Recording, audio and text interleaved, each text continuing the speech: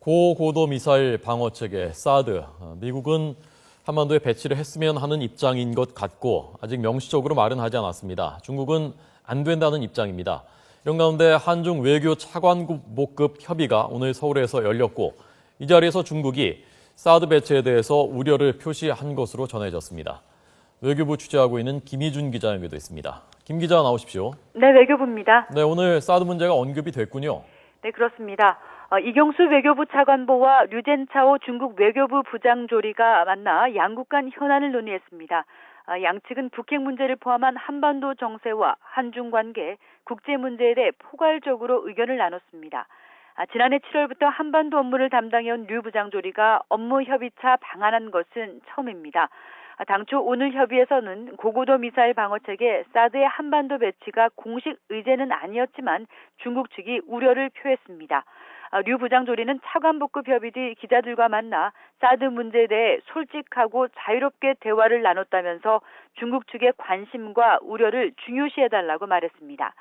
중국은 사드 문제를 미국의 중국 견제 전략으로 받아들이면서 사드가 한반도에 배치될 경우 일부 지역이 영향권에 든다는 이유로 반발하고 있는데요. 이 같은 뜻을 거듭 밝힌 것으로 보입니다. 류 부장조리는 또 오늘 협의에서 중국이 주도하는 아시아인프라투자은행 AIIB에 한국이 가입해 창설 회원국이 되기를 바란다는 입장을 표명했다고 전했습니다.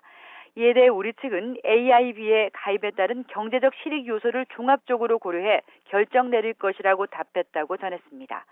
현재 미국은 이 AIB에 대해 중국이 미국과 일본이 주도하는 아시아개발은행을 견제해서 국제 금융 질서의 판을 흔들려 한다고 보면서 한국의 가입을 탐탁치 않게 생각하고 있는 데다 최근 영국이 전격 가입을 선언하면서 우리 정부의 고민은 깊어지고 있습니다. 네, 참 어려운 문제들입니다. 사드 걸려 있고 AIIB 걸려 있고요. 오늘 미국 러셀 국무부 차관보도 우리나라에 온다면서요?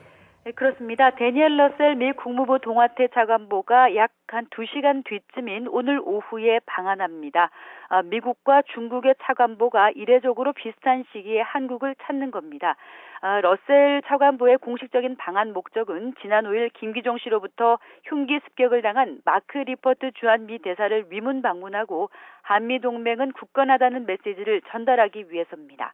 이 러셀 차관보가 중국, 일본 등을 순방하지 않고 한국만 찾는 것은 아주 이례적입니다. 그만큼 리퍼트 대사 피습 사건이 한미동맹에 미치는 여파를 최소화하고 또 최근 웬디 셔먼 차관의 일본의 편을 드는 듯한 과거사 발언 논란에 따른 오해도 불식시키겠다는 의지로 보입니다.